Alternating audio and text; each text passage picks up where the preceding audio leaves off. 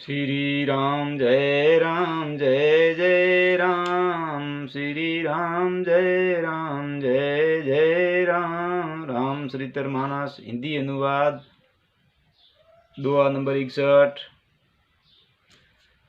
जो अस ईसी साकरी नर जड़ विवेक विमान पर कलप भरी नरक महु जीव कीस समान। यदि मूर्ख मनुष्य ज्ञान के अभिमान इस प्रकार होड़ करते हैं तो वे कल्प भर के लिए नरक में पड़ते हैं। भला कहीं जीव भी ईश्वर के समान सर्वथा स्वतंत्र हो सकता है। गंगा जल से भी बनाई हुई मदिरा को भी जानकर संत लोग कभी उसका पान नहीं करते हैं, पर वही गंगा जी से मिल जाने पर जैसे पवित्र हो जाती हैं। ईश्वर और जीव में भी वैसा ही भेद है।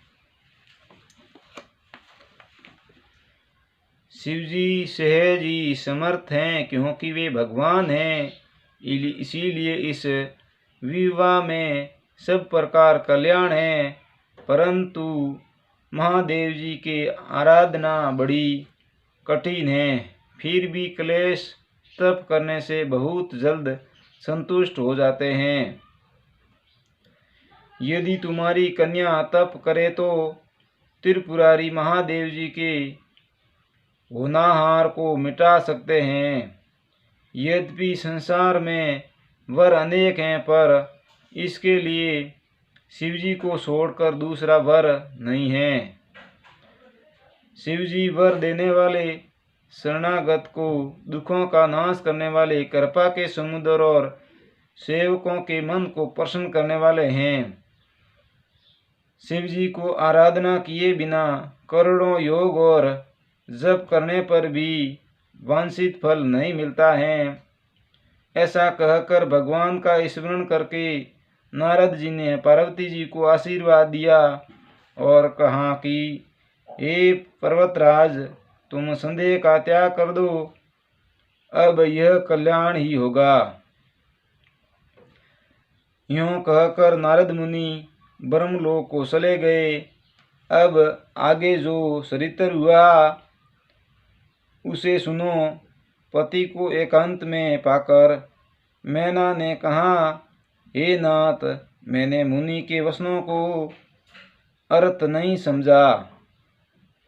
जो हमारी कल्याण के अनुकूल घर वर और कुल उत्तम हो तो विवाह कीजिए, नहीं तो लड़की चाहे कुमारी ही रहे।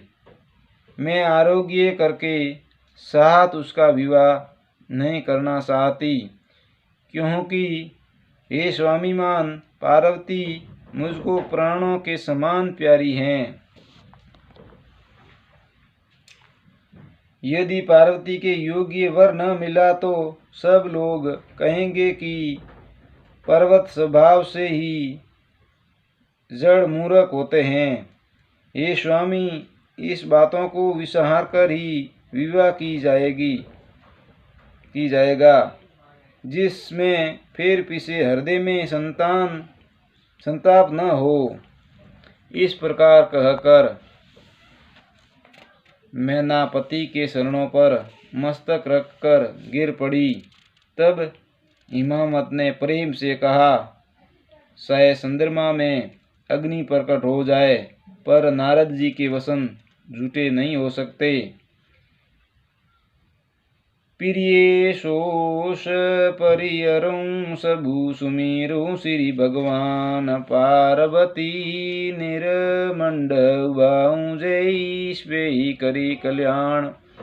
हे प्रिय, सब सोच छोड़कर श्री भगवान का स्मरण करो, जिन्होंने पार्वती जी को रचा है, वे ही कल्याण करेंगे।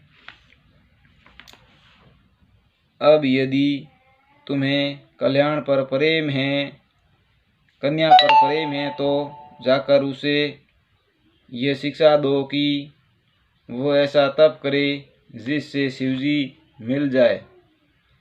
दूसरे उपाय से यह क्लेश नहीं मिटेगा। नारद मुनि जी हिमाचल राजा रे घरे गया और हिमाचल राजा ने कहो कि मैं आप रे कन्या पार्वती जी रो विवाह लिखने वास्ते आया हूँ। जनो नारद जी री जो भाषा में पार्वती जी माता जी ने समझ में नहीं आई। जनो नारद जी तो वे राजा ने समझान वापस गया परा। जनो पार्वती जी री माता जी राजा ने कहो कि नारद मुनि जी आया और पार्वती जी विवाह री बारे में बात करी तो पार्वती जी मने प्राणों प्यारी है और आप एड़ो पति ढूंढो पार्वती जी रे बराबर। मने नारद जी री कोई बात समझ में नहीं आई। जनो राजा हिमाचल कहो आप री रानी ने के आप जाओ पार्वती ने अड़ी शिक्षा दो जो को तप करे और उन तप उन्होंने बराबर पति शिवजी समान मिल जाए। यूँ आप रे रानी ने हिमाचल कहो। जनो रानी जान पार्वती जी ने शिक्षा दी और आप भी मन में बड़े भाव और बड़े प्रेम से तपस्या की कि मारे पार्वती जी ने अच्छो वर मिले। यूँ समझाया। आण में बात रामचरित्र में लिखी हुई है। हे प्रिय, सब सोच छोड़कर श्री भगवान का स्मरण करे। जिन्होंने पार्वती जी को रचा है वही उसका कल्याण करेगा। हिमाचल राजा कहो कि जिन पार्वती जी ने जन्म दियो है तो उन्होंने कल्याण भी वही आन अटे करेला। अब यदि तुम्हें कल्याण पर प्रेम है तो जाकर उसे यह शिक्षा दो कि ये ऐसा तप करे जिससे शिवजी मिल जाए। राजा हिमाचल आप रानी ने कहो एड़ो तप करो जो को पार्वती जी को पति शिवजी मिल जाएंगे। दूसरे उपाय यह कोई नहीं है। नारद जी के वसन रहस्य से युक्त और इस कारण है और शिवजी समस्त सुंदर गुणों के भंडार हैं। ये विचार कर तुम संदेह को छोड़ दो। शिवजी सभी तरह से निष्कलंक हैं। नारद जी कहो शिवजी के समान पार्वती के लिए कोई पति नहीं है। इन तरीके समझाया, परंतु राजा मन में यो विचार कम कियो। जनो रोणी ने उठे राजा ने आन कहना पड़ियो। पति के वचन सुन मन में प्रसन्न होकर मैना उठकर तुरंत पार्वती जी के पास गई। पार्वती जी को देखकर उनकी आंखों में आंसू भर आए। उसे स्नेह साथ गोद में बैठा लिया। वापस रोणी हिमाचल राजा रा वचन सुन आ पार्वती जी कन गया तो पार्वती जी ने देख रोणी रे आंखों में आंसू आया रहा। तो उन्होंने बड़े प्रेम गोद में बैठा वो पार्वती जी ने रोणी सा कोई शिक्षा दी। फिर बार बार उसी हृदय से लगाने लगी। प्रेम से मैना का गला भर आया। एड़ो प्रेम लागो जो को रोणी रही आंखों में आंसू आ गया। कुछ कहा नहीं जाता है। जगत जननी भवानी जी तो स्वर्ग ठहरी हैं और माता के मन की दशा को जानकर वे माता को सुख देने वाली कोमल वाणी से बोली। रोणी सा पार्वती जी ने बहुत प्रेम से कहो आप एड़ो तप करो। इन अगलो भाग काले सुनई मातु में दिकस सपन सुनाऊं तोई सुंदर घोर सुबी परबर अस उपदेशूं मोई। श्री राम जय जय राम।